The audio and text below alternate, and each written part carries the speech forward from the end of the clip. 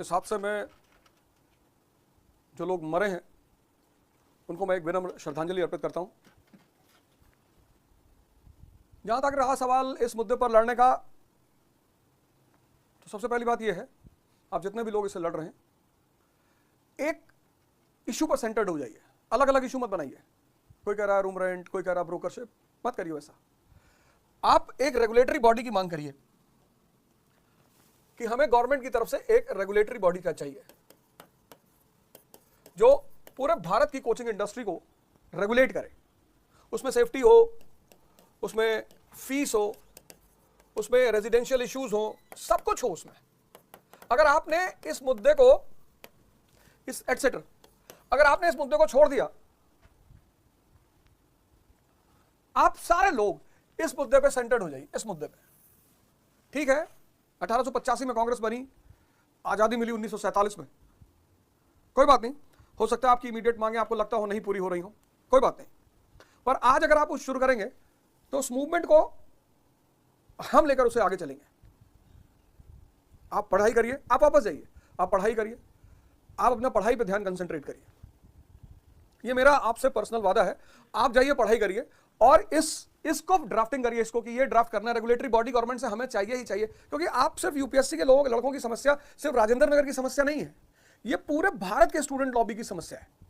जितने भी लोग तैयारी करते हैं, इसको आप ये मत देखिए कि मेरा ओआरएन का मामला सॉल्व हो जाए बस, उसके बाद भाड़ में जाए जनता, ये सब मत करिए। आपके छोटे भाई बहन हैं, तैयारी करते हैं, पीएमटी की, नीट की तैयारी करते हैं, वो लोग भी बहुत परेशान हैं, पर वो बच्चे हैं, वो किससे कहेंगे। आप सब लोगों से मैं हाथ जोड़कर निवेदन करता हूं कि आप वापस अपने टेबल पर जाइए, पढ़ाई करने के लिए अपने बनाइए। और अगर आप, जैसे आज बहुत सारे लोग, मेरे मन में ये प्लान आया, आज TV9 पे मुझसे बहुत सारे स्टूडेंट मिले, बात हुई, कुछ उन्होंने गुस्सा दिखाया, कुछ मैंने गुस्सा दिखाया। अगर मुझे बिजनेस की बात सोचनी होती ना कि कॉमर्स की बात, मैं भी आ जाता पहले दिन, दूसरे दिन, तीसरे दिन, आज ही आ जाता कि चलो भाई, जब खाना पूर्ति करना है, जब चलना ही है, सिर्फ चल के 5 मिनट बैठना ही है, तो चलो चलते हैं।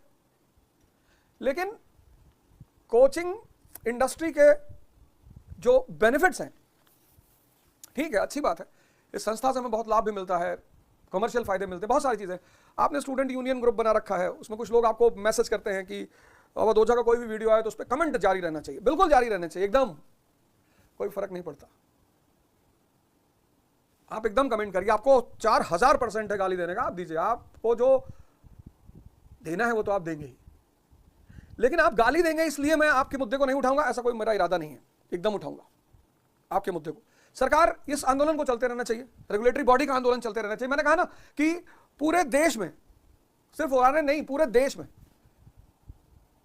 ये जो कॉम्पिटिटर लॉबी है वो बहुत परेशान है, इन सारे मुद्दों को लेकर परेशान है, सेफ्टी के मुद्दों को लेकर परेशान है। ठीक है, आपका ओआरएन का मुद्दा आज सॉल्व हो जाएगा, फिर इलाहाबाद, फिर भोपाल, फिर कानपुर, फिर पटना, फिर इंदौर, जयपुर, उनका क्या? तो इस मुद्दे को इमीडिएट हैंडल करने के लिए मैंने एक ऑर्गेनाइजेशन बनाने का प्लान किया है। आप चाहें तो उसमें आपका स्वागत है, आप ना चाहें तो कोई बात नहीं। भगत सिंह एसोसिएशन, फॉर्मली यह संस्था अगले हफ्ते तक तैयार हो जाएगी। फॉर्मली मतलब यह संस्था अगले महीने तक तैयार हो जाएगी। अब इस संस्था में अगर आप हमारे साथ पढ़ते हैं तो आप तो नेचुरल मेंबर हैं इसके, आप अवधोजा क्लासेस में पढ़ रहे हैं, आप उसके नेचुरल मेंबर हैं। आप बाहर पढ़ रहे हैं तो आपको मेंबरशिप कार्ड लेना होगा। फिलहाल हम इसका प्रयोग दिल्ली में कर रहे हैं। ये क्या संस्था क्या करेगी, ये जो लीगल मुद्दा है, ये जो लीगल तरीका है इस रेगुलेटरी बॉडी के मुद्दे को, उसको आगे बढ़ाएगी। सिर्फ उतना ही नहीं, ऐसा ही नहीं कि सिर्फ उस मुद्दे को आगे बढ़ाएगी, इसके और खास फायदे होंगे। Online sessions, career counselling sessions, medical emergency, जैसे आज आप में से बहुत लोगों ने कहा कि साहब मकान मालिक हमें लास्ट मोमेंट पे कहता है कि आप कमरा छोड़ो। रेजिडेंशियल इमरजेंसी,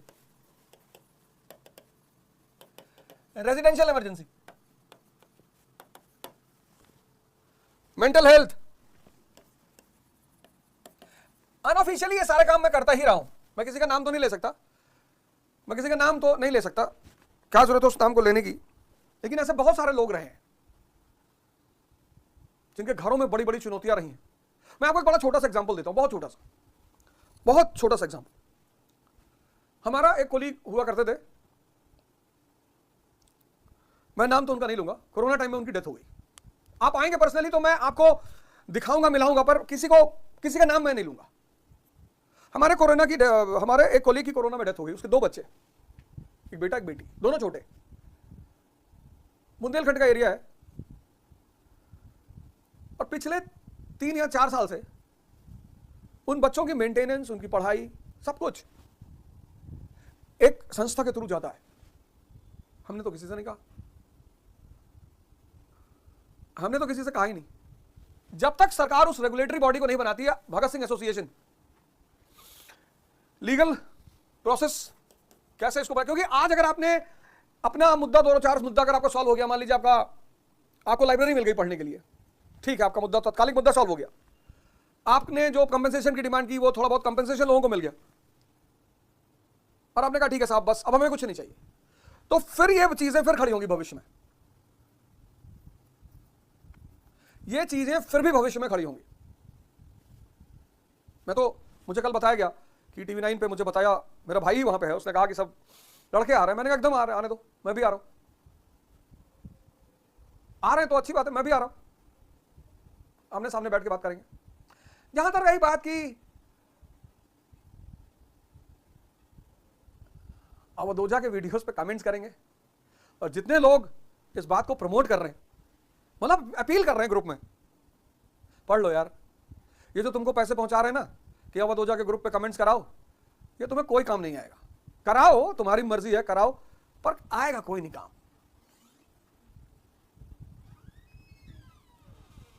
कोई नहीं आएगा। जिस दिन जिंदगी में फंस गए ना, उस दिन कोई काम नहीं आएगा। ये मेरी लाइफ का पर्सनल अनुभव है। ये तो तुम लिखते हो टेलीग्राम चैनल में कि कोई भी वीडियो अवधोजा की आए तो उस पर गाइस तुम पूरी दुनिया से कमेंट कराओ तो भी कोई फर्क नहीं पड़ेगा। मुझे जो तुम्हारे लिए करना है, मैंने रेगुलेटरी बॉडी का मुद्दा उठाया, मैंने कहा लिमिटेड सीट्स हर कोचिंग में होनी चाहिए। कितनी कोचिंगें तैयार होंगी, जरा जाके पूछो उनसे, कितनी कोचिंगों की बेसमेंट अभी तक सील हुई? 2-4-10 खाना पूर्ति कर दी, सील हो गई, बस बात खत्म। गवर्नमेंट और बिजनेसमैन एक बड़ी प्यारी पॉलिसी पे काम करते हैं कि इनका जो इमीडिएट कंसर्न है मेजॉरिटी का, उसको सॉल्व कर दो। गवर्नमेंट और बिजनेसमैन वो कहते हैं इनका इमीडिएट जो कंसर्न है, इमीडिएट उसको सॉल्व कर दो, फिर ये 2 महीने बाद सब कुछ भूल जाएंगे।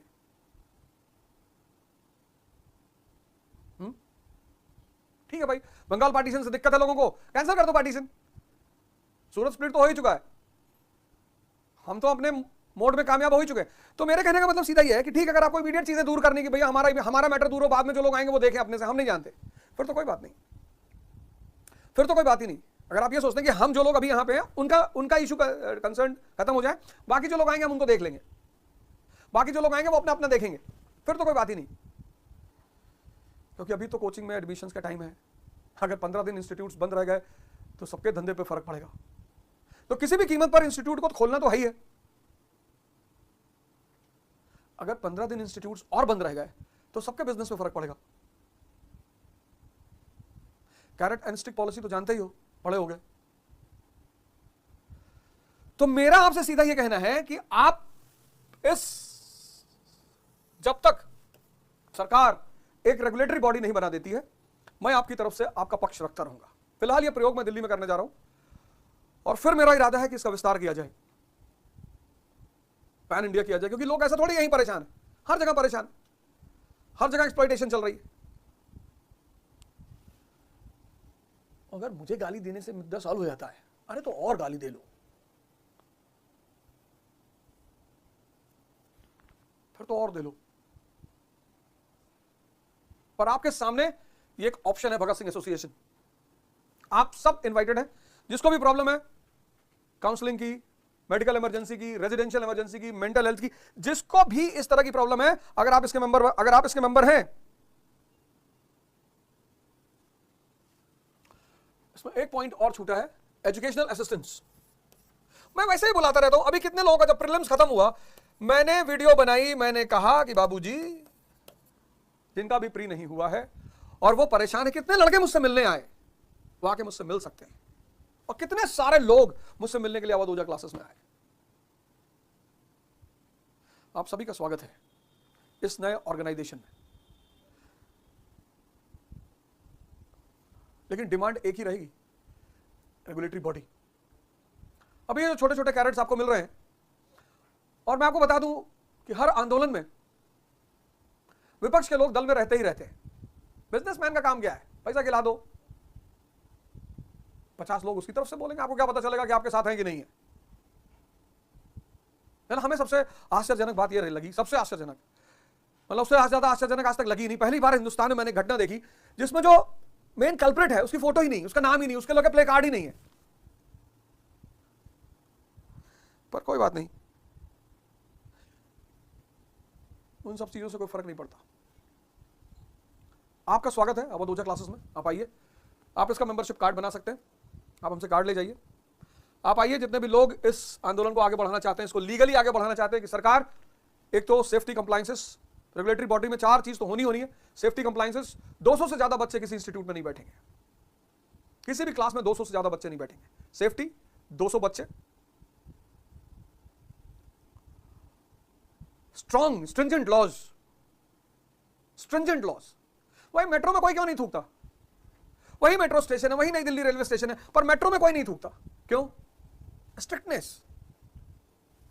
वहां दिल्ली नई दिल्ली रेलवे स्टेशन पे लिखा है आपकी रेलवे आपकी संपत्ति है, सब थूक रहे हैं। और एक सबसे बड़ी बात, और हर साल हर इंस्टीट्यूट को जो उसके क्लासरूम सिलेक्शन है उनकी लिस्ट जारी करनी होगी। आईजीपी नहीं, आईजीपी नहीं चाहिए, क्लासरूम सिलेक्शन। क्लासरूम से 50 बच्चे आपकी क्लास में पढ़ रहे थे, आपकी कोचिंग में 50 बच्चे पढ़ रहे थे, इस 50 में से जिन्होंने पूरे साल आपके साथ पढ़ाई की है उनमें से कितने लोग सेलेक्ट हुए हैं? ये 4 स्पेसिफिक डिमांड रहेगी। सबसे पहली डिमांड रहेगी सेफ्टी कंप्लायंसेस, और आप लोग अब अगर किसी बेसमेंट में बैठ के पढ़े, सेफ्टी कंप्लायंसेस। दूसरा, लॉ, स्ट्रिंजेंट लॉज। तीसरा, लिमिटेड नंबर ऑफ स्टूडेंट्स। और सिलेक्शन फ्रॉम रेगुलर कोर्स, जो आपका 1 साल का कोर्स होता, उसमें आपके कितने बच्चे सेलेक्ट हुए हैं, इसकी लिस्ट हर संस्थान को साल के एंड में जारी करनी होगी। ये आपके पक्ष में है, ये आपके पक्ष में है, ये सारी बातें आपके पक्ष में है। आपका भी भला होगा और आपकी आने वाली जनरेशन का भी भला होगा। आंदोलन अगर कर रहे हैं, शांतिपूर्ण करिए, बहुत शांतिपूर्ण, जो कि आप कर ही रहे हैं, एकदम शांतिपूर्ण। लेकिन आप वापस अपने टेबल चेयर पे बैठना पड़ेगा, क्योंकि आप कॉम्पिटिटिव एग्जाम्स की तैयारी कर रहे हैं। आप कॉलेज और यूनिवर्सिटी के स्टूडेंट्स नहीं हैं, यहां कोई छात्र संघ नहीं है। इस एसोसिएशन में 5 मेंबर आपकी तरफ से रहेंगे, आप नॉमिनेट करना। इस भगत सिंह एसोसिएशन में 5 मेंबर आपकी तरफ से रहेंगे, वो आप नॉमिनेट करना। वो मैं स्टूडेंट लॉबी को दे दूंगा कि आप अपने मेंबर नॉमिनेट करो, जिससे कि आपके मेंबर को इस इंस्टीट्यूशन की जितनी भी एक्टिविटीज है सबकी आपके मेंबर सूचना दे। वो नॉमिनेशन स्टूडेंट लॉबी के हाथ में रहेगा, और 5 मेंबर हम नॉमिनेट करेंगे। टोटल 10 मेंबर की कमेटी होगी। तो 5 मेंबर आपकी तरफ से और 5 मेंबर मेरी तरफ से, मतलब हमेशा जो भी स्टूडेंट लॉबी होगी वो 5 मेंबर उसको उसमें नॉमिनेट करेगी। तो 5 मेंबर स्टूडेंट की तरफ से, 5 मेंबर मेरी तरफ से, 10। और वो 10 मेंबर पूरे साल का जो वर्कआउट है इस एसोसिएशन का, वो आपको, आप कहेंगे तो क्वार्टरली इशू करेंगे, किसकी कहां मदद हुई, किसकी मेडिकल इमरजेंसी में मदद हुई, किसकी रेजिडेंशियल इशू में मदद हुई, डाटा, फोन नंबर, सब। इसके बदले में मैं ये नहीं कहूंगा कि आप हमारे यहां एडमिशन ले लें, बिल्कुल नहीं कहेंगे। देखो यार, तुम लोग दूसरों के कहने पर अगर स्पॉन्सर्ड, कई लोग हमसे बाद में आके कहे सर हम आपसे पढ़े हैं। अरे पढ़े हो या नहीं पढ़े, वो सब अलग की बात है, पर किसी दूसरे के पपेट मत बनना। ऐसा मुझे लगता है कि तुम सब लोग आईएएस की तैयारी करते हो, फ्यूचर ब्यूरोक्रेट बनने जा रहे हो, तो